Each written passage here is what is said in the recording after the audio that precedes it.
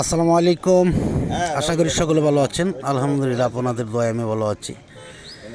আজকে যে গারো বাজার গিয়েছিলাম, সেই রাস্তায় একটি বাজার, এখানে আসলে বাজার না, একটি মোড়। এইখানেই এই করলাগুলো বিক্রি হয়ে থাকে। এখানে যারা অভিজ্ঞ ব্যাপারী, তাদের সাথে আমি 1 মিনিট কথা বলবো। আসসালামু আলাইকুম। ওয়ালাইকুম সালাম। কেমন আছেন? আছি আলহামদুলিল্লাহ। এই যে আজকে তো আপনার গারোর বাজার, তাই না? হ্যাঁ, আজকে হ্যাঁ, রবিবার, বুধবার গারোর বাজার। হ্যাঁ। আপনারা যে মালটা কিনতেছেন, এই জায়গাটার নাম কি? চলিং ছলিং। আপনারা কি এইখান থেকে সারা বছর মাল কিনেন? সারা বছরই কিনি। সারা বছর এই মোড়ের থেকে কিনেন সিজন আইলে। সিজন আসলে।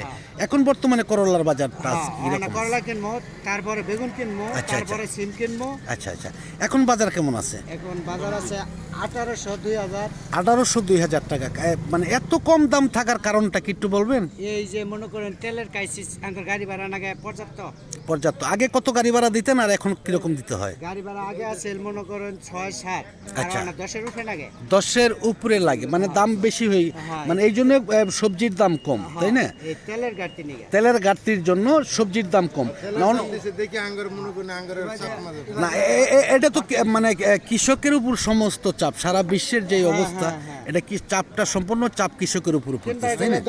গেলে সস্তা। সস্তা মানে আসলে মানুষের হাতে টাকা নেই নাকি, না বিশ্বের তালমাতাল অবস্থার কারণে? চেহারা থাকো কেমনে? মনে করেন একটা বাবুবাজার যে বাবুবাজার বেচবা গেলে সস্তা, আমরা কৃষক, বেচবা গেলে সস্তা, কিনবা গেলে দর। যাই হোক, ধন্যবাদ সকলকেই। আমি সকলে ভালো থাকুন।